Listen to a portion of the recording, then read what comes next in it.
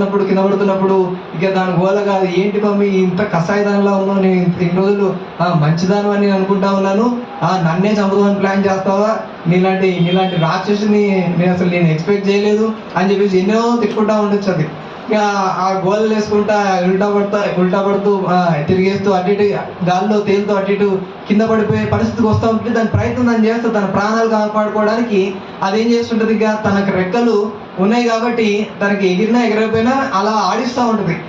ఒకసారి ఎగరలేకపోవచ్చు, 2 సార్లు లేకపోవచ్చు, అటు ఇటు రపరపరపర కొట్టేసరికి ఒక్కసారిగా పైకి లేవడం జరిగింది. కింద పడిపోయే పరిస్థితికి వచ్చేసరికి అది తేలడం, పైకి ఎగరడం మొదలేసింది.